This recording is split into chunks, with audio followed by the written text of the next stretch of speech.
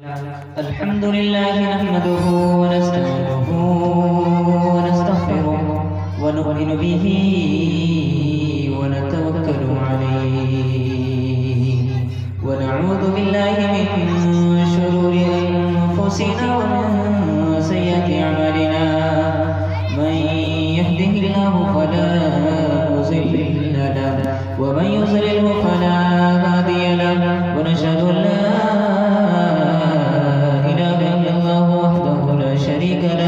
ونشهد أن سيدنا وشفيعنا وحبيبنا وسندنا وإمامنا ومولانا محمدا عبده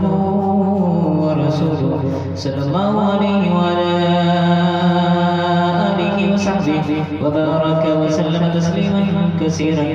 كثيرا أما بعد فأعوذ بالله من الشيطان الرجيم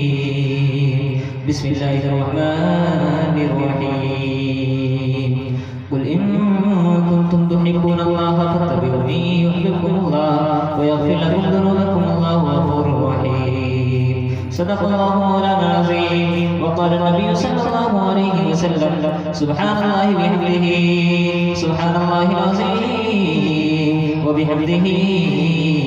استغفر الله صلى الله على سيدنا محمد صلى الله عليه وسلم اللهم صل على سيدنا محمد يا رب صل عليه وسلم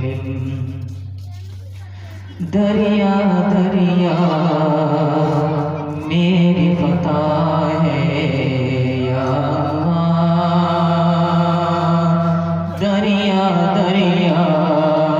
میری فتح ہے یا اللہ اور سمندر تیری عطا ہے یا اللہ اور سمندر تیری عطا ہے یا اللہ بھیج کے فاروق ایوبی جاؤ جلال امت کا اب وقت برا ہے یا اللہ صدر سے آگے جن کا مقام جن پہ فرشتے بھیجے سلام جن کا انداز سب سے نرالا ہے وہ ہے باد خدا درد دل کی دوا وہ ہے نور خدا وہ ہے صلی علی وطن کی فکر کرنا دعا مصیبت آنے والی ہے تیرے بربادیوں کے مشورے ہیں آسمانوں میں نہ سمجھو گے تو مٹ جاؤ گے اے ہندوستان والو تمہاری داستہ تک بھی نہ ہوگی داستانوں میں وقت بڑے ہی تیزی کے ساتھ نکل رہا ہے اور آپ کا خوبصورت سا پروگرام ہو چکا ہے تھوڑی دیر آپ ہمارا ساتھ دینے کے لیے تیار ہیں ہاتھ اٹھائیے انشاءاللہ ابھی ہم لوگ یہاں بیٹھے ہوئے ہیں اور ہم لوگ اس لیے بیٹھے ہوئے ہیں کہ آج ایک شادی خانہ آبادی کے موقع پر ہم لوگوں کو بیٹھنے کا موقع ملا ہے دعا کیجئے کہ اللہ تبارک و تعالیٰ اس شادی کو کامیاب فرمائے اور ان میں جو بھی رکاوٹیں آ رہی ہیں یہ آنے والے ان کو ختم فرمائے اور ہمارے درمیان بڑے بھائی عمران صاحب اور حضرت امام صاحب اور بڑے مولانا صاحب بیٹھے ہوئے ہیں نام سے واقف نہیں ہوں ان لوگوں کے موجودگی میں کچھ باتیں آپ لوگوں کے سامنے کر دینا چاہتا ہوں میرے لیے ایک قسمت کی بات ہے کہ میں آپ کے گاؤں میں دوبارہ آیا کیونکہ اب سے پہلے میں آیا تھا تو اسی ہی موقع سے آیا تھا اور پھر آج امام صاحب نے مجھے کال کیا اور اللہ تبارک و تعالیٰ نے مجھے یہاں تک پہنچایا اور میں سمجھتا ہوں کہ اپنی ذمہ داری کو آپ لوگوں کے حوالے کروں تو میں آپ لوگوں کو بتاتا چلوں کہ آج اس لیے ہم لوگ بیٹھے ہوئے ہیں کہ یہاں ایک پروگرام اس نیت سے لگایا گیا کہ نبی پاک صلی اللہ علیہ وسلم کی کچھ باتیں عرض ہو جائے اور اللہ کے رسول کے بتائے ہوئے طریقے کو ہم لوگوں کو جو ہے چلانے کے لیے اور ان پر عمل کرنے کے لیے بتایا گیا اسی طریقے سے جس طرح آج ہم لوگ یہاں بیٹھے ہوئے ہیں اس لیے بیٹھے کہ یہ پروگرام اس لیے رکھا گیا کہ شادی کا پروگرام تھا اور ہم لوگ یہاں اس لیے بھی بیٹھے ہیں کہ ہم لوگ آپس میں ایک بھائی اس لیے ہیں کہ اللہ تبارک و تعالیٰ نے ہم لوگوں کو مسلمان بنایا، ایمان ہمارے اندر ہے اور ہم لوگ اس چیز کو جانتے ہیں کہ ہم مسلمان ہیں، اور ہم لوگ ایک دوسرے کو پہچان جاتے ہیں کہ ہم مسلمان ہیں، یہ ہمارا بھائی ہے، ان کا بھائی۔ کیوں کہ یہ رشتہ اللہ تبارک و تعالیٰ نے اور نبی پاک صلی اللہ علیہ وسلم کے حوالے سے بنایا گیا،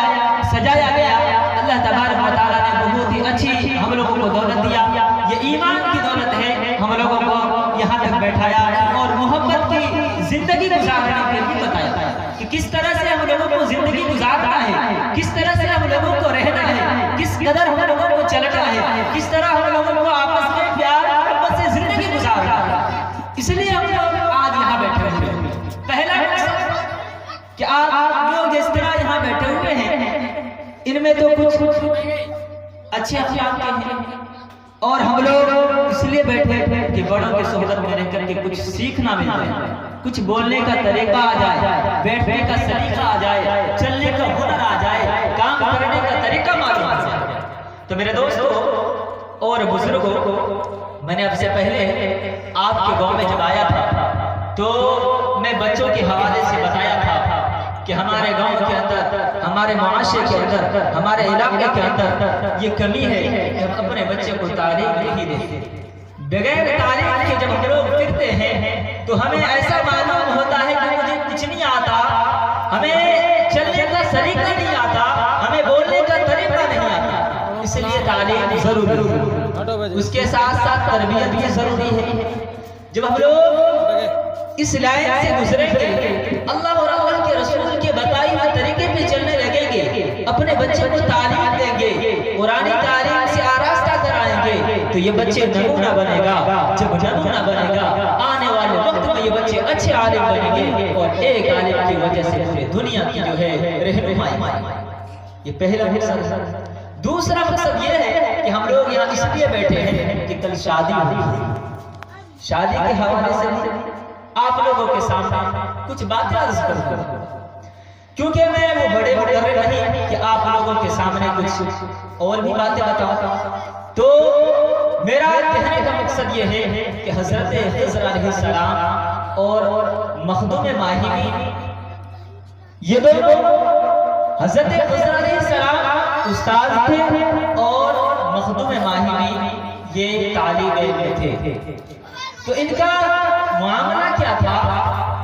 کہ یہ جو مخدوم ماہی نام کر کے لڑکا یہ پڑھنا چاہتا تھا، طالب علم تھا، ان کے اندر شوق پیدا ہوا کہ میں پڑھوں اور عالم دین بنوں۔ لیکن ہوا کیا کہ جب ان کے ذہن کے اندر یہ بات آئی کہ مجھے پڑھنا ہے، ایک اچھے عالم بننا ہے اور قوم کی رہنمائی کرنا ہے، تو ہوا کیا کہ یہ طالب علم اپنے امی کے پاس جاتا ہے اور جا کر کے کہتا ہے امی میں علم سیکھنا چاہتا ہوں، کیا کرنا چاہتا ہوں، میں علم سیکھنا چاہتا ہوں اور میں پڑھنا چاہتا ہوں تاکہ میں آنے والے وقت میں ان پڑھ نہ رہ جاؤں اور میں قوم کی رہنمائی کرنے والا اور اپنی زندگی کو اچھے طریقے سے گزارنے والا بنا۔ تو ان کے امی نے کہا کہ تم پڑھنا تو چاہتے ہو لیکن میرے طرف سے اپنے گاؤں سے باہر جانے کی اجازت نہیں ہے۔ کیا کہ میری طرف سے باہر جانے کی اجازت نہیں ہے، کیونکہ تم ہی میرے ایک بیٹے ہو اور ہر چیز دکھ درد میں ساتھ دیتے ہو، اگر تم گاؤں کو چھوڑ کر کے چلے جاؤ گے تو میرے رہنمائی کون کرے گا، میرے پرورش کون کرے گا۔ تو لڑکا مایوس ہوا، پڑھنے کا فکر تھا کہ مجھے پڑھنا ہے، لیکن مایوس اس چیز سے ہوا کہ امی نے اجازت نہیں دی تھی، اور وہ ہمارے جیسے بچے نہیں تھے، اپنے ماں باپ کے دل کو دکھا کر کے چلے جاتے ہیں، کچھ نہیں کہتے، ماننا ہے مانو نہیں تو میں جاتا ہوں۔ انہوں نے کہا اگر میں نے اپنے ماں کے جو ہے دل کو دکھایا تو اللہ رک جائے، اور اگر میں نے ماں کے باتوں کو نہ مانا تو میں علم سے محروم ہو جاؤں۔ اب میں کروں کیا، مجھے علم بھی سیکھنا ہے اور ماں کے باتوں پر بھی عمل کرنا ہے، کروں کیا۔ یہ بچے غمگین رہتے تھے، گاؤں میں پھرتے تھے، لیکن فکر تھا کہ مجھے پڑھنا ہے، کیا کرنا ہے، پڑھنا ہے۔ اب یہ روزانہ سوچتے تھے۔ ایک دن ہوا کیا کہ اس کے گاؤں کے پاس ایک ندی تھی، اس ندی کے قریب گئے اور جا کر کے کہنے لگے اپنے من میں کہ اللہ مجھے تو پڑھنا ہے لیکن میری ماں نے اجازت نہیں دی ہے، اب میں کروں کیا، لیکن مجھے پڑھنا۔ اپنے دل ہی دل میں سوچ رہے تھے، اللہ تبارک و تعالیٰ نے حضرت خضر علیہ السلام کو آرڈر دیا کہ ایسا کرو کہ یہ طالب علم پڑھنا چاہتا ہے اور ان کے گھر سے اجازت نہیں ملی ہے جن کی وجہ سے یہ پڑھے، ایسا کرو کہ تم ان کے پاس آؤ اور ان کے جو ہے دکھ درد کو پوچھو اور ان کے بعد ان کو تعلیم دیں۔ تو حضرت خضر علیہ السلام نے حضرت مخدوم ماہمی کے پاس آئے تو کہنے لگے بیٹے مجھے یہ بتا کہ تو کیوں غمگین لگ رہا ہے، تم اتنا مایوس کیوں ہو؟ انہوں نے کہا کہ آپ میرے باتوں کو مت پوچھو، میرے زخموں کو ہوا نہ دو، ایسا نہ ہو کہ آپ میرے باتوں کو پوچھ کر کے ہنسی مذاق اڑاؤ گے، میرے زخموں کو بڑھاؤ گے، مجھے ڈر لگتا ہے۔ انہوں نے کہا بیٹا ایسا نہیں ہے، آپ مجھے بتاؤ میں آپ کا پورا ہیلپ کروں گا، ساتھ دوں گا۔ انہوں نے کہا کہ میں علم سیکھنا چاہتا ہوں، مجھے پڑھنا ہے لیکن میری ماں نے اجازت نہیں دی ہے، اب میں چاہتا ہوں کہ مجھے پڑھنا بھی ہے اور ماں کی باتوں کو بھی ماننا ہے، میں کروں تو کروں کیا؟ انہوں نے کہا کہ بیٹے اگر ایسا ہے تو اسی جگہ پہ روزانہ آیا کر اور میں تمہیں روزانہ پڑھا کر کے جایا کروں گا۔ میں حضرت خضر علیہ السلام ہوں، میں تمہارے جیسے آدمیوں کا جو ہے دکھ درد میں ساتھ دیا کرتا ہوں، ایسا کر کہ تو روزانہ یہاں آیا کر اور اسی وقت میں روزانہ پڑھ کے چلا جایا کر، تیرا کام بھی پورا ہو جائے گا، تیری ماں کی جو ہے بات بھی پوری ہو جائے گی، ایسا کر کے تو روزانہ پڑھنے آیا۔ لیکن ایک بات عرض کر دینا چاہتا ہوں کہ جب یہ تم پڑھنے آیا کرو گے تو یہ راز کس نسبت بتاتا کہ میں حضرت خضر علیہ السلام کے پاس پڑھنے جاتا ہوں۔ جس روز یہ راز کسی کو بتا دو گے، جس روز یہ بات بتا دو گے، اس روز سے میں تمہاری پڑھائی نہ کر دوں گا، تم پڑھنے سے مرحوم ہو جاؤ گے۔ اب یہ لڑکا دھیرے دھیرے میں سوچتا تھا میں پڑھنے تو جایا کروں گا لیکن ایسا تو ضرور ہوگا کہ کسی نہ کسی روز میری امی پوچھ ہی لے گی اور میں یہ بات بتاؤں گا تو پھر میں کیا کروں۔ لیکن اپنے معمول کے مطابق وہ روزانہ پڑھنے لگا اور روزانہ اسی جگہ پر پڑھنے لگا، اسی جگہ پہ جانے لگا اور جا کر کے روزانہ پڑھتے تھے اسی معمول کے مطابق، اللہ اور اللہ کے رسول کے بتائے ہوئے طریقے کو اپناتے تھے۔ لیکن ایک روز ان کی ماں نے ان سے پوچھ ہی لیا کہ بیٹا روزانہ اس وقت تم کہاں جاتے ہو، روزانہ اس وقت کہاں جاتے ہو، تم اسی وقت روزانہ غائب ہوتے ہو اور پھر تم شام میں آتے ہو، مجھے بتاؤ۔ تو اب وہ لڑکا سوچنے لگا کہ حضرت خضر علیہ السلام نے تو میرے سے وعدہ کیا تھا کہ جس روز یہ راز کسی کو بتاؤ گے اس روز سے میں تمہیں پڑھانے نہیں آؤں گا۔ اگر میں اپنی ماں کو یہ بات بتاتا ہوں کہ میں حضرت خضر علیہ السلام کے پاس پڑھنے جاتا ہوں تو میری ماں جو ہے حضرت خضر علیہ السلام کو اٹھ جائیں گے، اگر نہیں بتاتا ہوں تو میری ماں اٹھ جائے گی، میں کروں کیا؟ ان کے ذہن میں بات آئی کہ حضرت خضر علیہ السلام اٹھ جائیں گے تو میں علم سے محروم ہوں گا اور اگر میری ماں اٹھ گئی تو میں جنت سے محروم ہو جاؤں گا، اب میں کروں کیا؟ اب حضرت خضر علیہ السلام کے بتائے ہوئے طریقے کے مطابق انہوں نے فیصلہ لیا کہ میں علم سے محروم ہو سکتا ہوں لیکن میں ماں کو روٹنے نہیں دوں گا۔ ماں کو راز بتایا کہ ماں میں جو روزانہ جاتا ہوں، جس روز سے تو نے مجھے منع کیا تھا اے بیٹا تو گاؤں سے باہر نہیں جانا، تمہیں پڑھنا ہے تو اس علاقے میں رہ کے پڑھ، میرے علاقے میں تو مدرسہ بھی نہیں، میں جو پڑھوں گا آج تو ہمارے گاؤں میں مدرسے، آج تو ہمارے گاؤں میں مدرسے ہیں، علاقے مدرسے ہیں، لیکن پڑھنے والا آج ہمارے درمیان نہیں ہے۔ حضرت مخدوم ماہمی نے کہا کہ ماں جس روز سے تو نے مجھے منع کیا تھا اس روز سے میں ندی کے پاس گیا، اسی روز ایک شخص ملا جس کا نام حضرت خضر علیہ السلام ہے، ان سے میری ملاقات ہوئی، انہوں نے مجھے کہا اے بیٹے تم یہاں کیوں رو رہے ہو؟ میں نے ان کو کہا کہ حضرت خضر علیہ السلام میں علم سیکھنا چاہتا ہوں، میں پڑھنا چاہتا ہوں لیکن میری ماں نے اجازت نہ دی ہے جن کی بنا پہ میں رو رہا ہوں۔ میں نے ان کو جیسے ہی یہ بات بتایا ان کے بعد حضرت خضر علیہ السلام نے کہا اے بیٹے تم روزانہ یہاں پڑھنے آیا کر، میں روزانہ پڑھا کر کے جایا کروں گا لیکن ایک شرط۔ اب وہ شرط یہ تھی کہ حضرت خضر علیہ السلام نے بتایا تھا کہ یہ راز کسی کو نہ بتانا، میری ماں آج تمہیں پوچھی بھی ہے، میں بتا دیا ہوں آج میرے استاد اٹھ جائیں گے اب میں کروں تو کروں کیا؟ مجھے علم سیکھنا تھا، آپ کو پوچھنا بھی تھا، مجھے بتانا بھی تھا۔ اب حضرت خضر علیہ السلام کے بتائے ہوئے معمول کے مطابق جب انہوں نے اپنی ماں کو ساری بات بتا دی، تب ان کو تو ایسا لگا تھا کہ اب حضرت خضر علیہ السلام پڑھانے نہیں آئے۔ اب یہ رونے لگے کہ مجھے کرنا کیا ہے۔ ان کے دل کے اندر تڑپ تھی، فکر تھا کہ مجھے پڑھنا کیا کرنا ہے، پڑھنا۔ اب ہوا کیا کہ جب یہ اس عقیدے کو لے کر کے گھوم رہے تھے کہ اب تو حضرت خضر علیہ السلام آئیں گے نہیں پڑھانے کے لیے، اب تو میں علم سے محروم ہو چکا ہوں، کروں کیا؟ لیکن ان کے اندر تڑپ تھی کہ مجھے پڑھنا ہے۔ پھر منع کرنے کے باوجود بھی یہ حضرت مخدوم ماہی اسی جگہ پر اسی وقت میں جانے لگے کہ ایسا ہے کہ ہمارے استاد تو نہیں آئیں گے، لیکن اس جگہ کو بھی دیکھ لیتے ہیں جہاں میں روزانہ علم سیکھا کرتا تھا۔ اب یہ اس خیال سے اس ندی کے پاس گیا۔ جب ندی کے پاس پہنچا تو کیا دیکھتا ہے کہ حضرت خضر علیہ السلام آئے ہوئے۔ اب تو ان کا باغ ہو گیا، اب خوشی سے ان کے پھولے نہ سمائے۔ اب یہ اپنے آپ کو کیا کہتا، کچھ نہیں کہہ سکتا تھا۔ جا کر کے حضرت کے قدموں میں گر پڑے اور کہنے لگے، حضرت خضر علیہ السلام آپ نے تو مجھ سے وعدہ کیا تھا کہ آپ میرے کو پڑھانے نہیں آؤ گے۔ جب میں یہ راز کسی کو بتا دوں گا تو آپ مجھے یہ بتائے، سب سے پہلے مجھے یہ بتائے کہ میں نے تو اپنی ماں کو یہ بات بتا دیا ہے، آپ کیسے آئے ہیں؟ اب حضرت خضر علیہ السلام مسکرانے لگے، کہنے لگے، اے بیٹے میں تمہیں پڑھانے نہیں آیا ہوں،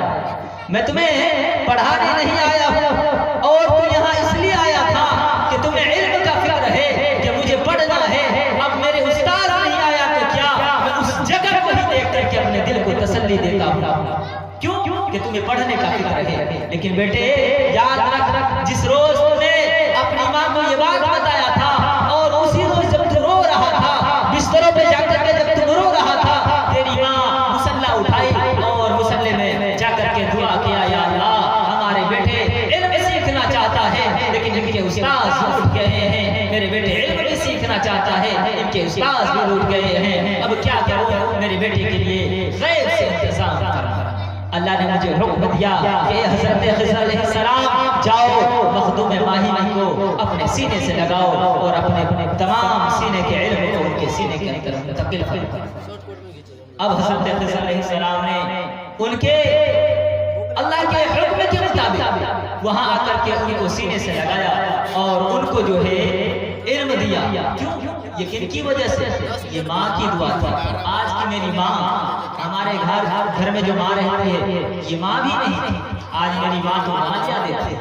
میری بہن دادیاں بکتی ہے، کیا ان کی دعا قبول ہوگی؟ تو اللہ سے دعا کیجیے کہ اللہ جو ہے ہمیں جو زندگی دی ہے اس میں اپنے بچے کو اچھے تربیت دینے والا بنے، اچھے علم سکھانے والا بنے، تب جا کر کے ہماری زندگی صحیح چلے۔ اور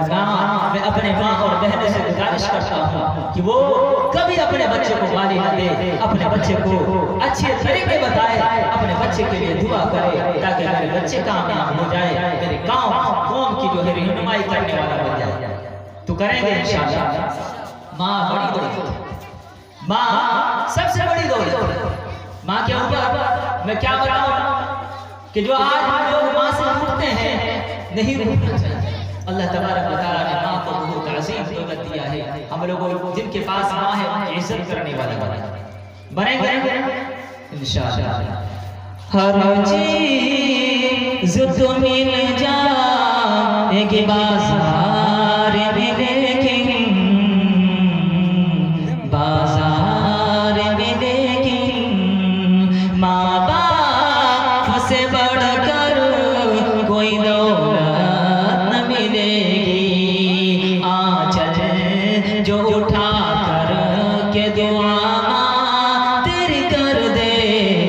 ماں تیری کر دے، دنیا ہو یا عقبہ کوئی ذلت نہ ملے گی۔ کرو ماں باپ کی خدمت تمہارے کام آئے گی، یہی خدمت تمہیں اللہ سے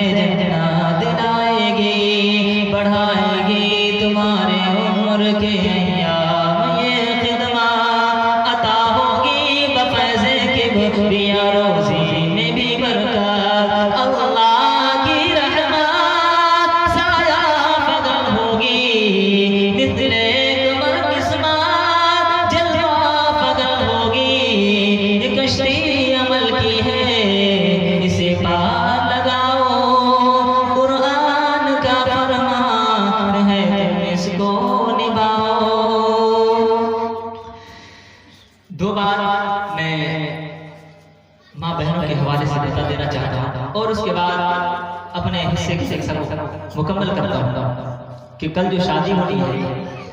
میں یہ بتا دینا چاہتا ہوں کہ جو ہے شادی کے موقع پر ماں نے رخصتی کے وقت بیٹی سے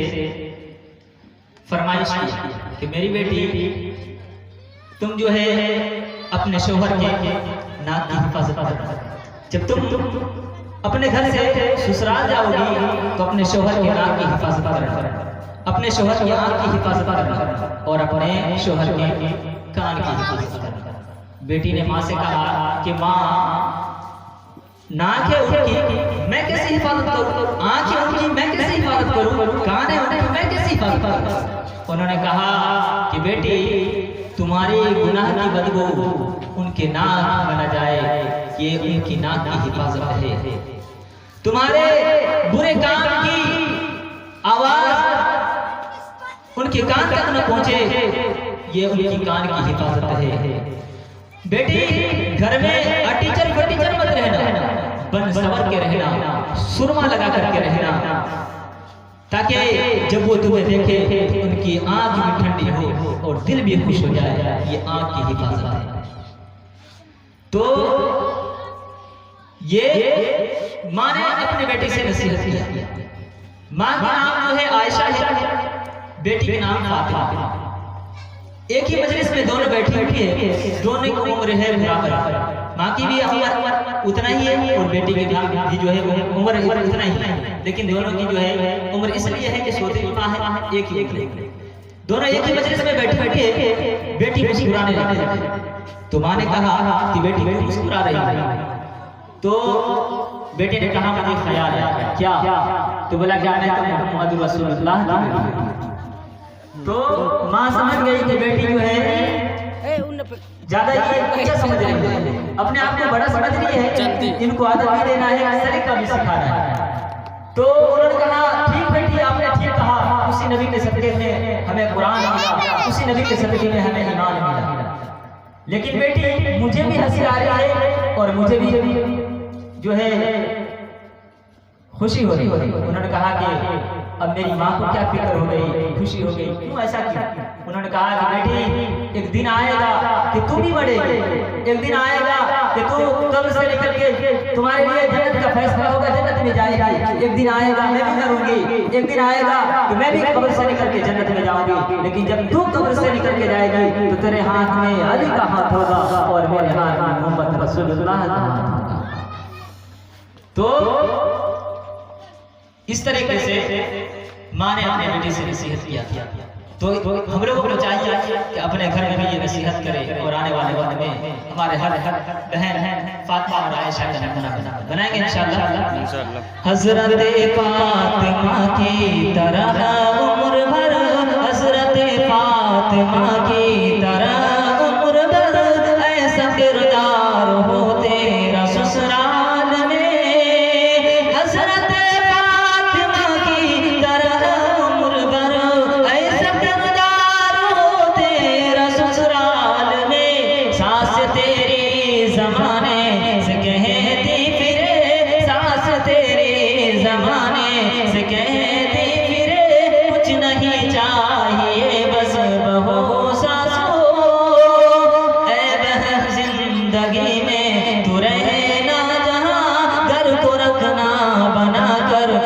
جنت نما، اے بہن زندگی میں تو رہنا جہاں، گھر کو رکھنا بنا کر کہ جنت نما، شکر کرنا ادا رب کے احسان کا، شکر کرنا ادا رب کے احسان کا، ہاتھ میں تیرے دولے کا جب ہاتھوں۔ بس میں اپنے خاتے کا پروگرام کو ختم کرتا ہوں۔ ہمارے بڑے حضرت مولانا بیٹھے ہوئے ہیں، دعا کیجیے گا اللہ تبارک و تعالی تمام باتوں پر عمل کرنے کی توفیق عطا فرمائے۔ وآخر دعوانا الحمدللہ۔